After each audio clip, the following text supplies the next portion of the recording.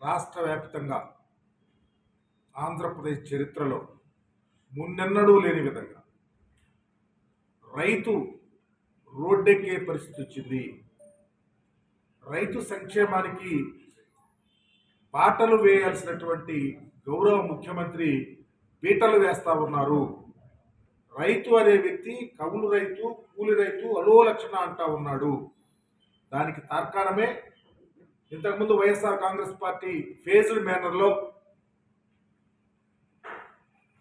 ప్రతి జిల్లాలో ఉన్నటువంటి జిల్లా మ్యాజిస్ట్రేట్తో త్రూ ప్రాపర్ ఛానల్లో ప్రభుత్వానికి రైతు పక్షపాతిగా ఉన్నటువంటి జగన్మోహన్ రెడ్డి గారు ఆయన యాక్టివిటీని తెలియపరిచిన విషయాన్ని మీ అందరికీ తెలుసు. ఈరోజు ఇప్పటికీ ఎక్కడ వేసిన గొంగళి అక్కడే అనే విధంగానే ప్రభుత్వ పనితీరు ఉంది తప్ప ఎక్కడా ముందుకెళ్ళినటువంటి పరిస్థితి నడుస్తూ ఉంది. పర్టికులర్గా జగన్మోహన్ రెడ్డి గారు ప్రప్రథమంగా గుంటూరు మిర్చి యార్డుకు వచ్చినప్పుడు మిర్చి రైతుల సమస్య మీద ప్రజలు తండోపతండోలుగా వారికి దృష్టికి అనేక సమస్యలు తీసుకొస్తే వెంటనే స్పందించినటువంటి గౌరవ ముఖ్యమంత్రి గారు భారతదేశ ప్రభుత్వానికి, భారతదేశంలో ఉన్న సంబంధిత మంత్రి గారికి ఒక ఉత్తరం రాసి చేతులు దులుపుకున్న పరిస్థితి గమనించమని అడుగుతా ఉన్నాను. ఎందుకంటే 11,781 రూపాయలు ఇచ్చేస్తాం మద్దతు ధర అన్నారు. దాన్ని కూడా మేము కన్విన్స్ అవటల్లా.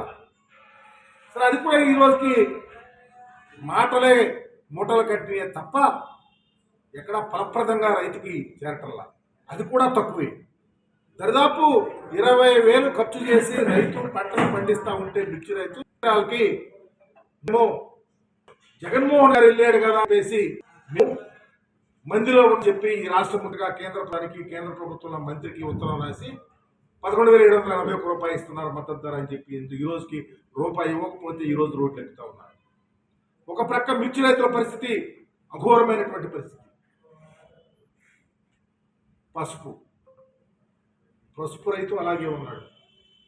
వరి పంట పండి ఇంటికి వచ్చి ఇళ్లలో పెట్టుకొని కొనే నాదుడు లేని పరిస్థితి ఈ రాష్ట్రంలో చూస్తూ ఉన్నాం. అదే కాకుండా ఈరోజు పర్టికులర్గా అప్లాండ్స్లో మెట్ట ప్రాంతాల్లో పొగాకు రైతు విలవిల్లాడిపోతా ఉన్నాడు.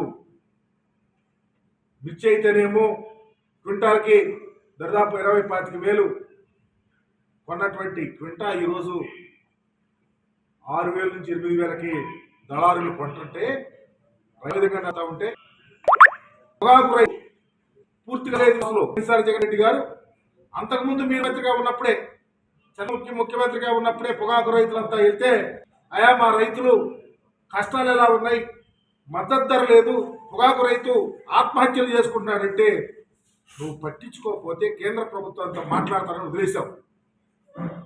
జగన్మోహన్ రెడ్డి గారు ముఖ్యమంత్రి అయిన తర్వాత అదే రైతు సంఘాలు వెళ్ళి అయా మా పొగాకు రైతుల పరిస్థితి ఏంటి, మేము చాలా దారుణంగా ఉన్నామని చెప్తే కేంద్ర ప్రభుత్వం మీరు కొనకపోతే నేనే కొని రైతులను ఆదుకుంటానని చెప్పి మార్క్ఫెడ్ ద్వారా పొగాకును కొన్నటువంటి పరిస్థితి గుర్తు చేస్తా ఉన్నాం. తెల్ల జొన్నలు, టమాటోలు, చెరుకు, ఉత్తరాంధ్ర ప్రాంతంలో చెరుకు ఈరోజు పూర్తిగా చెరుకు పొలాలు తగలేస్తూ ఉన్నారు. టమాటా రోడ్లో పారేస్తూ ఉన్నారు. ఈరోజు జొన్నల కంకులు తీసుకెచ్చి రోడ్ల మీద పడేసే పరిస్థితి వస్తూ ఉంది. ఎందుకు రైతు సమస్యల మీద అవగాహనతో లేకుండా పనిచేస్తూ ఉందో తెలుగుదేశం పార్టీ చెప్పాల్సిన బాధ్యత ఉందని చెప్తా ఉన్నాం. వైఎస్ఆర్ కాంగ్రెస్ పార్టీ అధికారం ఉన్నప్పుడు రైతు సంక్షేమానికి పెద్దపీట వేస్తే మీరేమో మీ ఆలోచన ఏమో వ్యవసాయం దండగా అనే ఆలోచనలో ఉన్నారు. కాదయా, ఈ రాష్ట్రం వ్యవసాయం పండుగలాగా చేసుకోవాలా? రైతు కూలీలు, వ్యవసాయదారులు, కౌలు రైతులు, పేదవాళ్ళు పైన ఉన్నారు. వ్యవసాయం బాగుంటే ఆ రాష్ట్రం బాగుంటుందని మా ఆలోచన జగన్మోహన్ రెడ్డి గారు ఒకటే మీరేమో చేతులెత్తేసి పరిపాలన చేస్తూ ఉన్నారు. అందుకనే ఎక్కడైనా కళ్ళు తెరవని అడుగుతా ఉన్నాం. ఈరోజు మిర్చి రైతుల పరిస్థితి, పొగాకు రైతు పరిస్థితి, జొన్న వేసుకున్న రైతు పరిస్థితి, టమాటా వేసుకున్న రైతు పరిస్థితి, పసుపు వేసుకున్న రైతు పరిస్థితి చురుకేసుకునే రైతు పరిస్థితి. ఏ పంట చూసినా మేము మద్దతు ధరించాం. దళారీలు లేకుండా సాధ్యమైనంత వరకు రైతుని కౌలు రైతు ఆదుకునే పరిస్థితున్నాం. అందుకని ఒక గొప్ప ఆలోచన మాకు 3,000 కోట్లతో ఆ రోజు ధరల స్థిరీకరణ నిధి పెట్టి రైతును ఆదుకుంటే, రైతుకు ఒక భరోసా కల్పించినటువంటి ప్రభుత్వం జగన్మోహన్ రెడ్డి గారి ప్రభుత్వం అయితే 300 రూపాయలు తూతూ మంత్రంగా ముక్కు మీద చీరేసినట్టు వేసి రైతులను గాలికి వదిలేసినటువంటి పరిస్థితి ఈరోజు ఆంధ్రప్రదేశ్లో విరాజిల్లుతా ఉంది. తస్మాత్ రైతాంగం జాగ్రత్త. చంద్రబాబు ఇంకా కొనసాగితే, చంద్రబాబు లాంటి నాయకుల్ని మీరు నమ్మితే నట్టేట మునగాల్సిన పరిస్థితి ఉంది. చంద్రబాబు ఎక్కడైనా ఆలోచించి రైతు సమస్యల మీద, రైతులేసే పంటల మీద, రైతుకు సంబంధించినటువంటి ఆలోచన సరళిని మార్చుకుని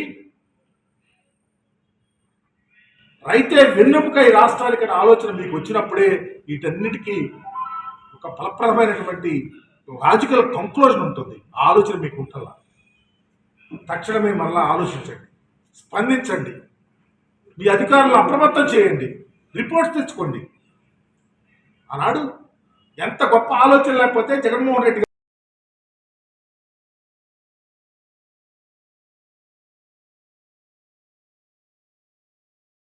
ఈరోజు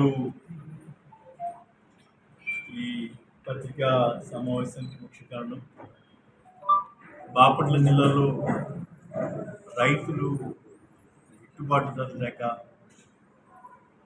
పండించినటువంటి పంటకి కొనే నాదుడు లేక ఇబ్బంది పడుతున్నటువంటి క్రమంలో గతంలో గౌరవ కలెక్టర్ దృష్టికి తీసుకుని వెళ్ళాం, తద్వారా ప్రభుత్వం దృష్టికి తీసుకువెళ్ళాం. మరి పలు సందర్భాల్లో వాళ్ళు గిట్టుబాటు ధర కల్పించమని చెప్పి అడిగాం. అంతా కూడా అరణ్య రోజుల్లాగా మరి ఈరోజు ప్రజలు జ్ఞాపకం చేసుకుంటున్నారు, ప్రత్యేకంగా రైతులు జ్ఞాపకం చేసుకుంటూ ఉన్నారు. జగన్మోహన్ రెడ్డి గారి సమయంలో ఏ రకంగా రైతు భరోసా కేంద్రాల ద్వారా రైతుకి మేలు జరిగిందనే విషయాన్ని ఈరోజు స్పష్టంగా మాట్లాడుతున్నారు.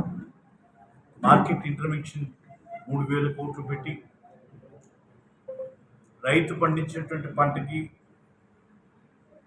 మరి సకాలంలో వాళ్ళకి ధరలు ప్రకటించి, సపోర్ట్ ప్రైస్ ప్రకటించి, దాన్ని నిలబెట్టే దానికి అవసరమైతే మార్కెట్ ఇంటర్వెన్షన్ చేసి మరి అనేక రకాలుగా తోడ్పడిన విషయాన్ని ఇప్పుడు జ్ఞాపకం. మాకు బాగా గుర్తు, గౌరీ కృష్ణమూర్తి గారు మార్కెట్ యార్డ్ చైర్మన్గా ఉంటే ఎక్కడో రాయలసీమలో పండినటువంటి అరటిపళ్ళను తీసుకొని వచ్చి ఇక్కడ మనం సేల్ చేసింది. బత్తాయిలు, అరటికాయలు, ఎక్కడ ఏ ప్రాంతంలో ఇబ్బంది వచ్చినా అక్కడ వెంటనే ఆ రోజు ఉన్నటువంటి జగన్మోహన్ రెడ్డి గారి ప్రభుత్వం ఇంటర్వెన్షన్ అయి రైతుకి మేలు చేసే విధంగా చేసిన చర్యల్ని ఈరోజు తప్పకుండా అందరం జ్ఞాపకం చేసుకోవాలి. మరి ఈరోజు మాట్లాడుతూ ఉన్నారు కొంతమంది రైతులకి సంబంధించి. గౌరవ అధ్యక్షులు మేలుగు నాగార్జున గారు ఇంకొన్ని విషయాలు మీతో ఆయన పంచుకుంటారు. మేము ఇంకొన్ని విషయాలు ప్రత్యేకంగా మన శాసనసభ్యుల వారు నేనేదో వార్డు పర్యటన, మీ వార్డు మీ ఎమ్మెల్యే ఏదో కార్యక్రమంలో అక్కడ వెళ్ళడం జరిగింది. కొంతమంది నాకు ఫోన్ చేసి అడిగారు, మరి ఎందుకు అంత భయంలో ఉంటుందో నాకు అర్థం కావట్లేదు. ప్రజలు ఇవే నన్ను ఎందుకు అడుగుతున్నారు? నేరుగా అక్కడ శాసనసభ్యులు వచ్చారు కదా, ఆయన అడగాల్సి ఉంది కదా, నన్ను నాటికి ఫోన్ చేస్తా ఉన్నారు. సార్ పక్కన మెడికల్ కాలేజ్ ఆపేస్తారు, దాని గురించి మాట్లాడకుండా ఏదో డెవలప్మెంట్ ఏమైనా ఇబ్బంది ఉందో అని అడుగుతూ ఉన్నాను. ఆయనకి ఏం చెప్తాం సార్, అంత పెద్ద మెడికల్ కాలేజ్ని ఎందుకు ఆపేశారు కూడా తెలియకుండా ఆపేశారు. మా రైలుపేట ప్రాంతం అంతా కూడా మరి దానితో ఎంతో లబ్ధి చేకూరుతుందని చెప్పి మేము అనుకున్నాం.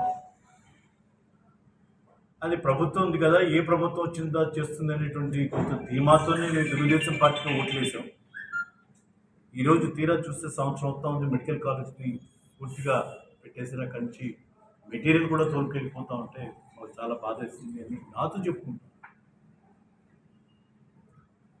సరే వారి ఆ పాదయాత్రలో అటు ఇటు తిరుగుతూ ఆ తిరిగిన రోడ్డు మనం వేసిన రోడ్డే, ఆ ట్రైన్ లేదు నీళ్లు పోలేదని ఏదో చెప్తా ఉంటే ఆ రోజు కూడా మనం చెప్పేవాళ్ళని ఇంకొక గజం స్థలం ఇవ్వండి, ఆ కాలువ కొంచెం పెద్దగా చేస్తే కానీ పోదని.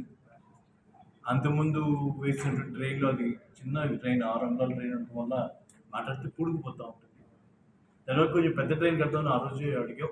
ఏదైనా అవకాశం ఉంటే ఖచ్చితంగా ఆ, నేను కూడా మళ్ళీ ఒకసారి ప్రజల తరఫున అడుగుతా ఉన్నాను. తప్పకుండా హైదరాబాద్లో ఆ ట్రైన్ని కొంచెం పెద్దగా చేయడానికి ప్రజల సహకారం తీసుకొని చేస్తే మంచిది అనేటువంటి విషయం తెలియజేస్తూ, ప్రధానంగా అక్కడ మనం చూడాల్సిందల్లా ఆ ప్రాంత అభివృద్ధి గురించి, ప్రత్యేకంగా బాపట్ల అభివృద్ధి గురించి.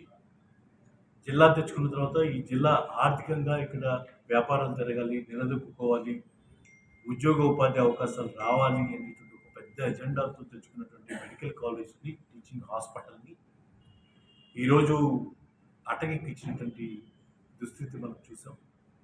ఖచ్చితంగా రైల్పేటలో ప్రత్యేకంగా వెళ్ళినప్పుడు అక్కడ ప్రజలు తప్పకుండా ఆ విషయాన్ని ఆ, గౌరవ శాసనసభ్యుని మీరు గట్టిగా అడిగి మరి ఆ ఒత్తిడి తెచ్చినటువంటి కార్యక్రమం కూడా బాపట్ల ప్రజలు అందరూ చేయాలి. దాంతోపాటు ప్రత్యేకంగా రైల్పేట వాళ్ళు ఇంకొంచెం ఎక్కువ బాధ్యత ఉంది వాళ్ళ మీద అనేటువంటి విషయాన్ని కూడా ఈ సందర్భంగా గుర్తు చేయదలుచుకున్నాను.